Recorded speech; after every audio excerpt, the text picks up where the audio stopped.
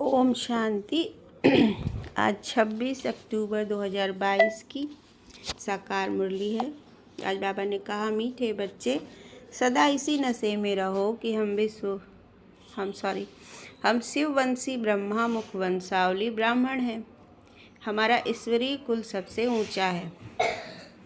आज का प्रश्न है, ऊपर घर में जाने की लिफ्ट कब मिलती है? उस लिफ्ट में कौन बैठ सकते हैं? उत्तर है, अभी संगम युग पर ही घर जाने की लिफ्ट मिलती है।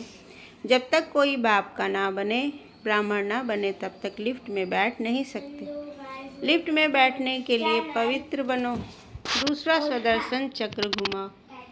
यही जैसे पंख है, इन्हीं पंखों के आधार से घर जा सकते हो। आज का गीत है, धीरज धर मनुआ। धीरज धर, सुख के दिन आए कि आए। ओम शांति। मीठे मीठे संगम योगी ब्राह्मण, जिनको स्वदर्शन चक्रधारी कहा जाता है, वह अभी गुप्त वेश में पढ़ रहे हैं। तुमको कोई समझ न सके कि यह संगम योगी ब्रह्मा मुख वंशावली हैं। तुम बच्चे जानते हो, हम शिववंशी ब्रह्मा मुख वंशावली हैं। तो कुल का भी नशा चढ़ता है, क्योंकि तुम ही ईश्वरी कुल के हो। ईश्वर ने ही बैठ तुमको अपना बनाया है, अपने साथ ले जाने के लिए। बच्चे जानते हैं तो बाप भी जानते हैं कि आत्मा पतित बन गई है, अब पावन बनना है। अब बच्चों को निश्चय हो गया है कि हम शिववंशी ब्रह्मा मुख वंशावली हैं। तुम्हारा नाम भी है ब्रह्मा कुमार कुमारी। सारी दुनिया शिववंशी है। ब्राह्मण कुलभूषण भी बने तब जब पहले शिव बाबा को पहचाने। तो परमात्मा को पहचान गए हैं, वो वही शिववंशी और ब्रह्मा मुख वंशावली ब्राह्मण कुलभूषण गाए जाते हैं कि हम शिव बाबा ब्रह्मा बाबा के तन का आधार लेकर, जिनको ये ज्ञान सुना रहे, जो भी इस ज्ञान 7 डेज कोर्स कर लेता है, परमात्मा को पहचान लेता है, वो कौन हो गया? ब्राह्मण हो गया। इस समय तुम साकार में बाबा के बने हो। जैसे लौकिक में, शास्त्रों में और भक्ति मार्ग में सब यहीं की यादगार है। तो जैसे लोग अपना गुरु करते हैं ना, तो वो कान में कुछ सुनाते हैं, तो वैसे यहाँ पे जब ज्ञान हमारे कान में पड़ता है, ये सच्चा ज्ञान आत्मा और परमात्मा का, सृष्टि का, रचता और रचयिता का, रचना का, तो ये ज्ञान जब कानों में पड़ता है, उसके बाद हमारा ब्राह्मण जन्म होता है। हम सारी धारणाओं के साथ इस ज्ञान में चलते हैं। इस समय तुम साकार में बाबा के बने हो। यूं तो जब निराकारी दुनिया में हो तो सर्वोत्तम शिववंशी हो। जब परम धाम में है, सिर्फ आत्मा रूप में, शरीर यहीं छोड़ चले जाएंगे हम परम धाम, तो वहाँ हम आत्मिक स्वरूप में टिके हुए। आत्मा हमारी वहाँ बिंदु स्वरूप, ज्योतिर्बिंदु स्वरूप में है, तो वहाँ ही हम असली शिववंशी हैं। क्योंकि शिव भी वैसे ही हैं, उनका रूप भी निराकार है। वहाँ शिव बाबा के साथ, यानी परमपिता परमात्मा और उनके सारे करोड़ों 800 करोड़ बच्चे सब परम धाम में उल्टे झाड़ के रूप में रहते हैं। फिर जब जिसका पाठ होता है, तभी आत्माएं नीचे आती हैं। तो वहाँ बाबा ने कहा, वहाँ तुम सच्चे शिववंशी हो, सर्वोत्तम शिववंशी हो। क्योंकि वहाँ ना शरीर है ना विकार है, एकदम पावन बन जाती आत्मा, तभी तो जाती है परम धाम शरीर छोड़ के। परंतु जब बाबा साकार में आते हैं तो तुम ब्रह्मा मुख वंशावली बनते हो। 1 सेकंड में बाबा क्या से क्या बनाते हैं। बाबा कहा और बच्चे बन गए। जैसे आत्मा मुख से बोलती है परंतु देखने में नहीं आती, वैसे मैं भी इस समय साकार में आया हूँ, बोल रहा हूँ। जैसे तुमको जब तक शरीर न मिले तब तक पाठ कैसे बजा सको। इसलिए परमात्मा को भी ब्रह्मा के शरीर, यानी कृष्ण के जो आखिरी जन्म का शरीर है, जिनका नाम दादा लेखराज था, उन्हीं को शिव बाबा आधार बनाते हैं ज्ञान सुनाने के लिए। उनको भी शरीर चाहिए ना। आत्मा ऐसे बोलेगी क्या? भूत बोलेगा सुनाई देगा? नहीं। तो शरीर का आधार लेगा जब आत्मा लेती है, तभी वो देहधारियों को कुछ समझा सकती है ना। जब तक हमारे मुख से कुछ आवाज़ नहीं निकले, फिर हम देह में जो आत्मा है, कानों के आधार से कुछ नहीं सुन सकती है। क्योंकि इस डायमेंशन में, इस फ्रेम ऑफ रेफरेंस में उनको आना पड़ेगा देहधारियों के। तो बाबा ने कहा कि हमें तो आधार लेना पड़ता है ब्रह्मा का। जैसे तुमको जब तक शरीर न मिले तब तक पाठ कैसे बजा सको? तुम तो बाल युवा वृद्ध अवस्था में आते हो, मैं इन अवस्थाओं में नहीं आता हूँ। बाबा ने कहा बाबा ना जन्म लेते हैं न यहाँ पे उनका ऐसा हमारे जैसा पाठ है कि बाल फिर युवा फिर वृद्ध हो गए। वो सीधे एक वृद्ध शरीर के तन में आके उनकी आत्मा उनके शरीर में प्रवेश करके ये ज्ञान सुना के अपने समय पे चले जाते हैं। और फिर अलग अलग आत्माओं को भी वो टचिंग देते हैं। कभी किसी, क्योंकि उसके बाद दादी गुलजार के शरीर में आने लगे थे, तो ऐसे इनका पाठ चलता है शिव बाबा का। उनको जन्म लेने की ज़रूरत या देहधारियों की तरह पूरा जीवन जीने की आवश्यकता नहीं है। वो एक शरीर का आधार ले। जैसे भूत किसी में प्रवेश कर जाता है, फिर पता चलता है कि वो व्यक्ति को इंग्लिश नहीं आती, तो फिर भी फर्राटेदार इंग्लिश बोल रहा है। ये सच है, ये होता है। कोई आत्मा प्रवेश ऑब्सेस्ड हो जाता है इंसान, आत्मा प्रवेश कर उसके ही आत्मा के बगल में बैठ भ्रिकुटी में, और वो सारे हमारी कर्मेंद्रियों का संचालन करने लगती है। पता चलता है तो फिर समझ में आता है कि हाँ इसमें भूत ज़रूर कोई घुसा है, क्योंकि इसको तो आता ही नहीं है। मान लो कोई देहाती है या इंग्लिश बोल रहा, उल्टी सीधी बातें बोल रहा है, लोगों में हो जाता है ना चुड़ैल भूत घुस जाते हैं। उसी तरह परमात्मा भी शरीर का आधार लेके ये ज्ञान सुनाते हैं। बाबा ने कहा मैं इन अवस्थाओं में नहीं आता हूँ, तब तो कहा जाता है मेरा जन्म दिव्य और अलौकिक है। शिवरात्रि मनाते हैं ना, आधी रात को परमात्मा शिव का जन्म होता है, तो इस प्रकार से जन्म होता है। कलयुग का जब अंत होता है, रात्रि होती है, शिवरात्रि नाम ही इसीलिए है। इसका ही यादगार है कि कलयुग रूपी रात्र में शिव का जन्म होता है। और उनका जन्म कैसा होता है? दिव्य और अलौकिक। वो एक शरीर का आधार लेके जन्म लेते हैं। तुम तो गर्भ में प्रवेश करते हो। मैं खुद कहता हूँ कि मैं ब्रह्मा तन में इनके बहुत जन्मों के अंत के समय, वो भी वानप्रस्थ अवस्था में, जब 60 साल के थे ब्रह्मा बाबा, तब शिव बाबा ने प्रवेश किया। वानप्रस्थ अवस्था में प्रवेश करता हूँ और तुमको बैठ पढ़ाता हूँ। तुमको कोई मनुष्य नहीं पढ़ाते, क्योंकि किसी भी मनुष्य में ज्ञान नहीं है। संपूर्ण ज्ञान किसी भी मनुष्य में नहीं है। उलझा हुआ है, कन्फ्यूज्ड है। आधा अधूरा विज्ञान का जितना पढ़ लेता है, जितने शास्त्र से, उतना ही ज्ञान है ना मनुष्य को। उसे संपूर्ण सर्वोच्च ज्ञान नहीं है। सच नहीं पता है ब्रह्मांड का। उसे खुद का सच भी नहीं पता। मैं यहाँ क्यों हूँ, इन्हीं व्यक्तियों के बीच में क्यों हूँ, क्यों मेरे ऐसे व्यवहार लोग करते हैं। मनुष्य को अपने कर्मों के हिसाब तक का नहीं पता है कि क्यों मेरे ही साथ ये होता है। जब तक वो ये सारा सच्चा ज्ञान नहीं जान पाए कि उसे कई जन्मों की कहानी है, उसका वर्तमान जीवन उसके कई जन्मों के कई अच्छे और बुरे कर्मों के परिणाम स्वरूप है। कहते हैं पतित पावन आओ, तो पतित पावन कौन है? श्री कृष्ण तो सतयुग का पहला प्रिंस है। वह पतित पावन हो न सके। जब मनुष्य मरते हैं तो कहते हैं राम राम कहो। जब किसको फांसी पर चढ़ाते हैं तो भी पादरी लोग कहते गॉडफादर को याद करो, क्योंकि गॉडफादर ही सुख दाता है। बाप ही सब राज आकर समझाते हैं कि अब संगम युग है और हमारे सुख के दिन आ रहे हैं। 84 जन्म पूरे हुए, अभी संगम का सुहावना समय है। यही एक युग है ऊपर चढ़ने का। जैसे कि ऊपर जाने की लिफ्ट मिलती है, परंतु जब तक पवित्र न बने, सुदर्शन चक्रधारी न बने, तब तक लिफ्ट पर बैठ न सके। इस समय जैसे पंख मिल रहे हैं, क्योंकि माया ने पंख काट दिए हैं। जब बाबा के बनते हैं, ब्राह्मण बनते हैं, तभी पंख मिलते हैं। अब संगम पर ब्राह्मण है, फिर देवता बनते हैं। तो तुम अभी संगम युगी और सतयुगी राजधानी में जाने का पुरुषार्थ कर रहे हो। बाकी सुख के दिन सबके लिए आ रहे हैं। तुमको धीरज मिल रहा है, बाकी दुनिया तो घोर अंधियारे में है। तुमको बाप कहते हैं सुदर्शन चक्रधारी ब्राह्मण कुलभूषण।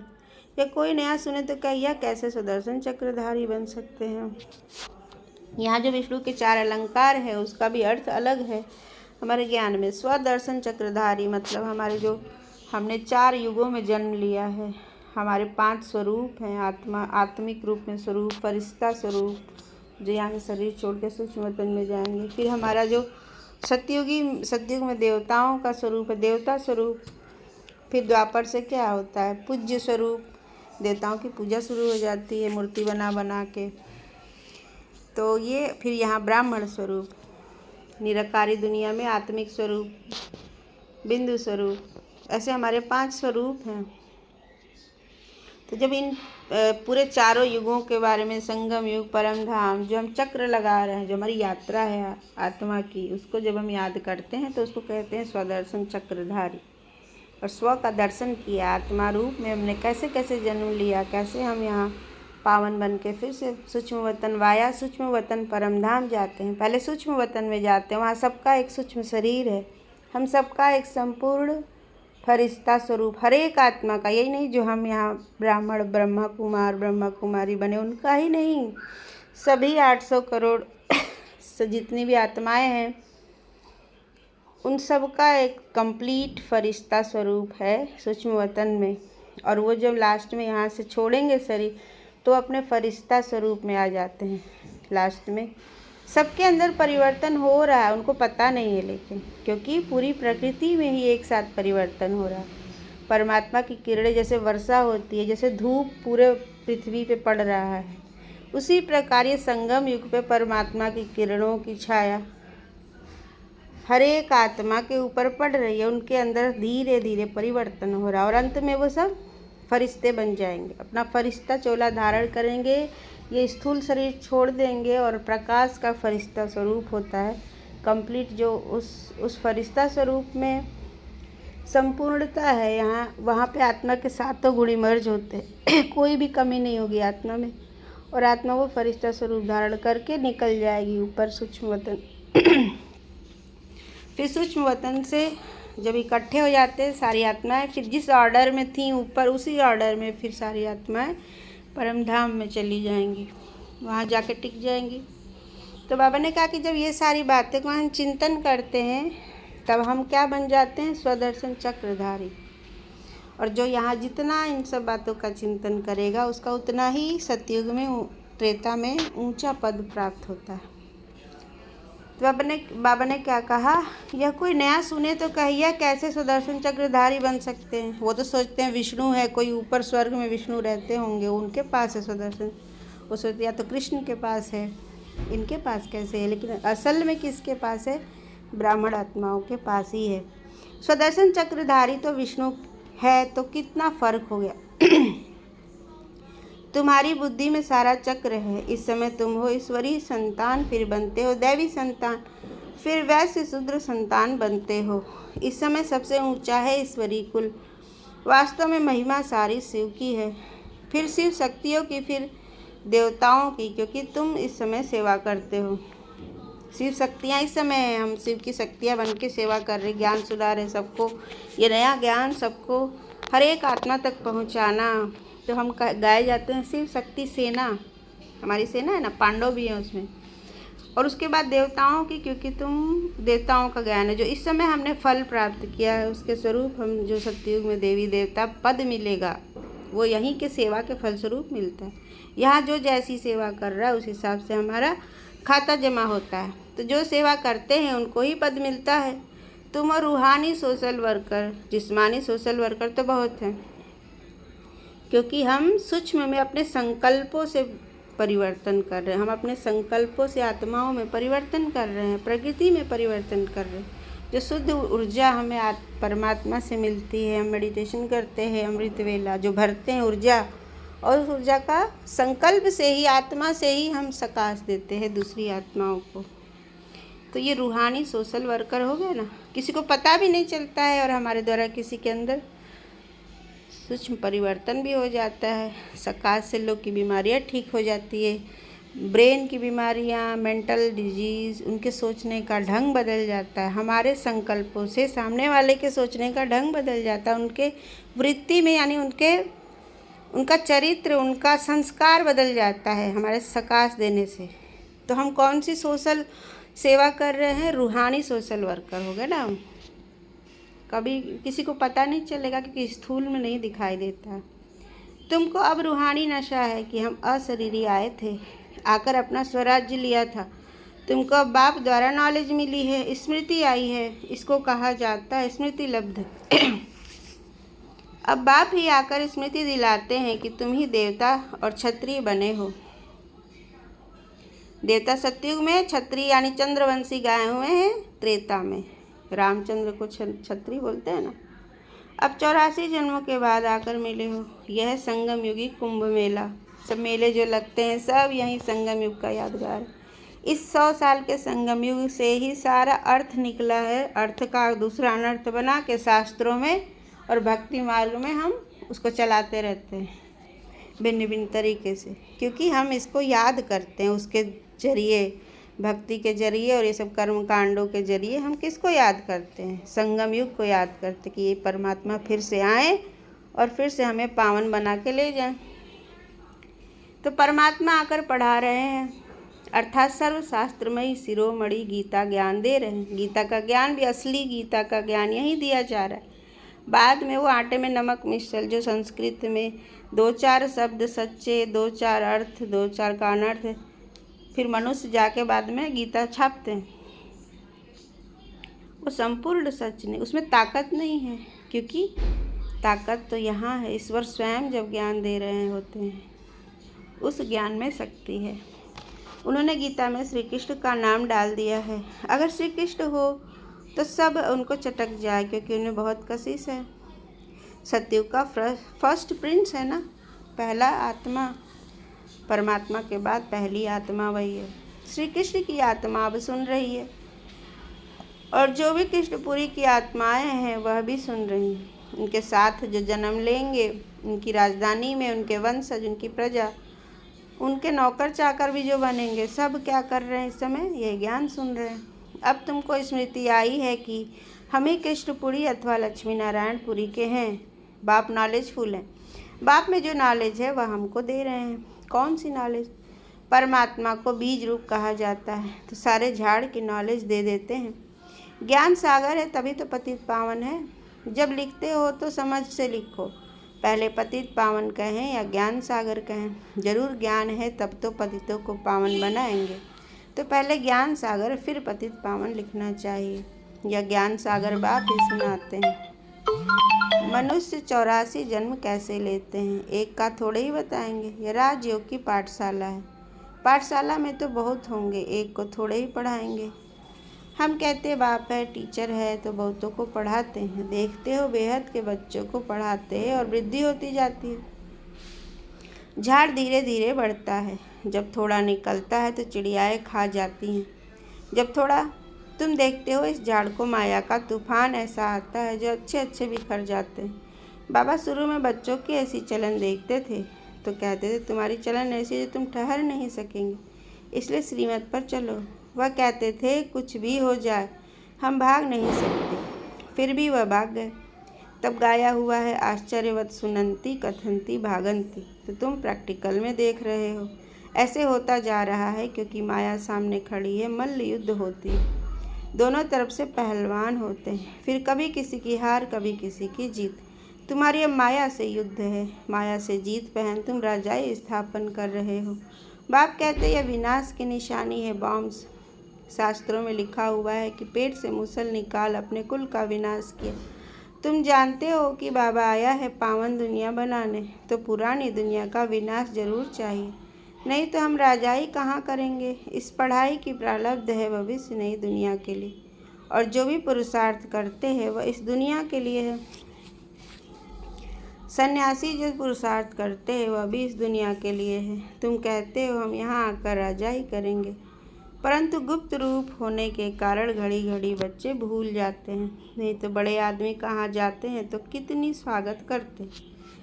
लंदन से रानी आई तो कितने धूमधाम से स्वागत की, परंतु बाप कितनी बड़ी अथॉरिटी है। लेकिन बच्चों बिगर कोई जानते नहीं। हम शो भी नहीं कर सकते क्योंकि नई बात है। मनुष्य मूझते भी हैं कि यहाँ ब्रह्मा कहाँ से आया, क्योंकि आजकल तो टाइटल बहुत रख देते हैं। बाबा कहते हैं अंधेर नगरी है, कुछ भी नहीं जानते। देखो ईश्वर इतना शक्तिशाली है और पूरे ब्रह्मांड का मालिक, फिर भी पॉपुलर इस तरह से पॉपुलर नहीं है कि सब कहें हाँ हाँ देखो यही है ना। गुप्त है, कुछ मानते हैं कुछ नहीं मानते हैं, कुछ का कॉन्सेप्ट ही अलग है कि परमात्मा जैसी कोई चीज़ ही नहीं है। तो बाबा ने कहा कि वो कितना अथॉरिटी है, फिर भी हमारे बिगर बच्चों बिगर यानी उनको प्रत्यक्ष कर रहे हैं, उनके बिगर उसको कोई जान नहीं सकता, उसका कोई शो भी नहीं कर सकता है। और सीधे सीधे बता भी दो तो भी किसी को नहीं समझ में आता। जब तक आत्मा पवित्र नहीं बनती है, ये ईश्वर को समझना आसान नहीं है। ईश्वर को समझने के लिए उसकी फ्रीक्वेंसी लेवल पे आना पड़ता है। शुद्धता चाहिए आत्मा में, सत्यता चाहिए। सत्य सच्ची आत्मा है अगर, तो धीरे धीरे वो परमात्मा के नज़दीक आ जाती है। हर कोई नहीं समझ पाता। तो बाबा ने कहा, कहते हैं अंधेर नगरी है, कुछ भी नहीं जानते। अगर समझो साधु संत गुरुओं को मालूम पड़ जाए कि बाप आया है, जिसको हम सर्वव्यापी कहते हैं, वो मुक्ति जीवन मुक्ति आकर दे रहे हैं, अच्छा जान जाए तो आकर लेने लग जाएंगे।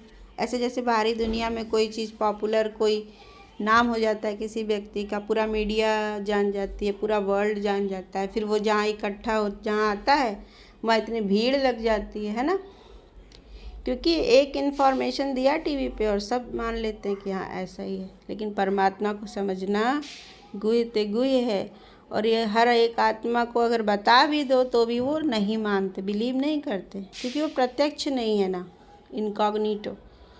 तो वो जब, इसलिए ईश्वर तो अपना काम कर ही रहे हैं, और जैसे जैसे आत्माओं के पार्ट आता है वैसे वैसे वो भी नंबरवार परमात्मा को पहचानते हैं। यानी जब परमात्मा के समक्ष आत्मा जब आती है तभी उनको पहचान पाती है।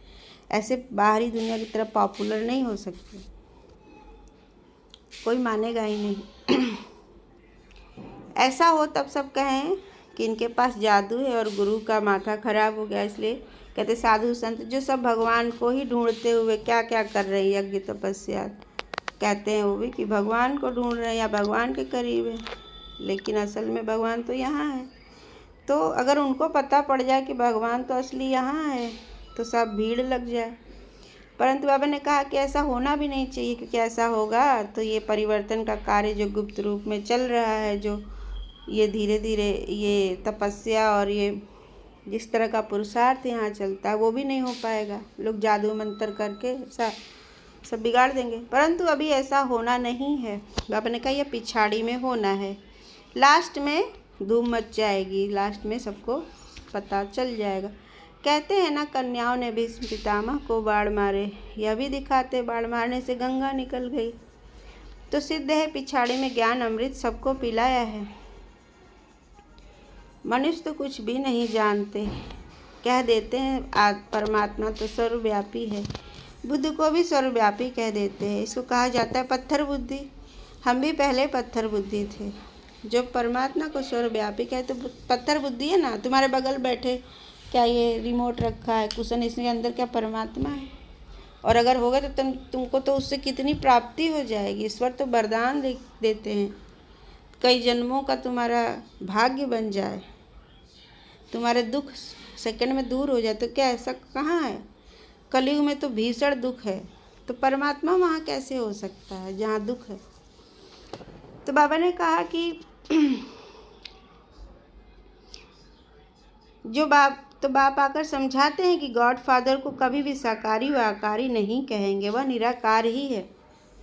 उन्हें सुप्रीम सोल कहा जाता है, उनका कोई स्थूल शरीर आकार नहीं दिखाई पड़ता। आधा कल्प तुमने भक्ति की है, कहते हैं ना भक्ति करते करते भगवान मिलेगा, तो जरूर है कि भक्ति करते करते दुर्गति को पाया है, फिर बाप आता है सदगति करने। कहते भी है ना, सर्व का सदगति दाता। मनुष्य थोड़े ही समझते हैं कि परमात्मा कब और किस रूप में आया। कह देते द्वापर युग में श्री कृष्ण रूप में आएगा, इसको कहा जाता घोर अंधियारा। कहते हैं न कुंभकर्ण को नींद से जगाया तो जागे नहीं। बाप ने अब डायरेक्शन निकाला है कि पवित्र बनो और भगवान से डायरेक्ट गीता सुनो। 7 रोज क्वारंटाइन में बिठाओ, वेदांत छूटे ग्रहण। अभी सबको 5 विकारों का ग्रहण लगा हुआ है, इसलिए पतित बन गए हैं। रावण राज्य है ना। अब बाप कहते हैं बच्चे तुम मेरा बनो, दूसरा ना कोई। श्री श्री 108 की श्रीमत पर चलने से तुम 108 विजयी माला का दाना बन जाएंगे। मैं माला का दाना नहीं बनता हूँ मैं तो न्यारा हूँ जिसकी निशानी फूल है। युगल दाना ब्रह्मा सरस्वती बनते हैं, प्रवृत्ति मार्ग है ना, तो 108 की माला में जो ऊपर एक फूल होता है और उसके अगल बगल जो 2 दाने होते हैं जो अलग होते हैं, वो तो ब्रह्मा और सरस्वती हो गए, लेकिन जो फूल है वो शिव बाबा है, वो अलग है, न्यारा है, सबसे अलग। तो बाबा ने कहा कि मैं माला का दाना तो नहीं हूँ, मैं तो न्यारा हूँ। युगल दाना ब्रह्मा सरस्वती बनते, प्रवृत्ति मार्ग है ना, निवृत्ति मार्ग वाले माला के दाने में आ नहीं सकते। ये जो 108 की माला गाई गई है, देवता बनते हैं, उनकी राजधानी होती है, वो निवृत्ति मार्ग के नहीं है, उनकी प्रवृत्ति है, उनके बाल बच्चे होते, वंशज होती है, राजधानी होती है, राजा रानी होते हैं, उनकी प्रजा होती है, तो वो प्रवृत्ति मार्ग के ही हैं देवता। दिखाए देखो, चित्रों में भी दिखाया रहता है, शंकर पार्वती, फिर उनके बच्चे बैठे हैं, लक्ष्मी नारायण है ना, उनकी पत्नी भी बैठी हैं, गणेश जी बैठे हैं। तो निवृत्ति मार्ग का देवता निवृत्ति मार्ग के नहीं है कि वो अकेले जाके तपस्या कर रहे हैं, उनका परिवार है, परंतु यह गुरु सदगति दे न सके। सदगति दाता एक ही सतगुरु है। सतगुरु अकाल कहते हैं, सतगुरु तो एक परमात्मा को कहा जाता है। साकाल गुरु को लोग अकाल मूर्त थोड़े ही बन सकते हैं। लौकिक बाप टीचर गुरु को तो काल खा जाता है मुझको तो काल खा न सके। शिव बाबा को तो काल खा नहीं सकता, वो तो न जन्म लेते हैं, न मरते हैं, न शरीर है। बाप कितनी अच्छी अच्छी बातें समझाते हैं, जो इतनी सहज बातें नहीं समझ सकते तो बाबा उनको कहते हैं, अच्छा बाप को याद करो, चक्र को भी याद करना पड़े, बाप के साथ वर्षे को भी याद करना पड़े, बाप को याद करो तो विकर्म भस्म। बाप तो सम्मुख आया हुआ है, बाप को अशरीरी कहा जाता है। ब्रह्मा विष्णु शंकर सबको अपना अपना शरीर है, मुझे तो अपना शरीर है नहीं। तुम्हारे तो मामे काके सब है, मेरा मामा चाचा तो कोई है नहीं। आता भी हूँ परंतु तुम कैसे आते हो, मैं कैसे आता हूँ। बुलाते हैं गॉड फादर, परंतु कहाँ से आता हूँ, परम धाम से, जहाँ से तुम आते हो, जिसको ब्रह्मांड कहा जाता है। इस समय तुम ब्रह्मा मुख वंशावली रुद्र यज्ञ के रक्षक हो, राजयोग की शिक्षा देने वाले, राजयोग सिखलाने वाले तुम टीचर हो गए ना। अच्छा मीठे मीठे सिक्की लदे बच्चों प्रति माता पिता बाप दादा का याद प्यार और गुड मॉर्निंग। रूहानी बाप की रूहानी बच्चों को नमस्ते। धारणा के लिए मुख्य सारे माला का दाना बनने के लिए यह धारणा पक्की करनी है कि मेरा तो एक शिव बाबा, दूसरा न कोई, स्मृति लब्ध बनना है। श्री 108 शिव बाबा की श्रीमत पर पूरा पूरा चलना है। मेरा छोड़ ग्रहण से मुक्त होना है। वरदान है ब्राह्मण जीवन में सदा सुख का अनुभव करने वाले, माया जीत क्रोध मुक्त भव। ब्राह्मण जीवन में यदि सुख का अनुभव करना है तो क्रोध जीत बनना अति आवश्यक है। भले कोई गाली भी दे, इंसल्ट करे, लेकिन आपको क्रोध ना आए। रोब दिखाना भी क्रोध का ही अंश है। ऐसे नहीं, क्रोध तो करना ही पड़ता, नहीं तो काम ही नहीं चलेगा। आजकल के समय प्रमाण क्रोध से काम बिगड़ता है और आत्मिक प्यार से शांति से बिगड़ा हुआ कार्य भी ठीक हो जाता है। इसलिए इस क्रोध को बहुत बड़ा विकार समझकर माया जीत क्रोध जीत बनो। आज का स्लोगन है, अपनी वृत्ति को ऐसा पावरफुल बनाओ जो अनेक आत्माएं आपकी वृत्ति से योग्य और योगी बन जाएं।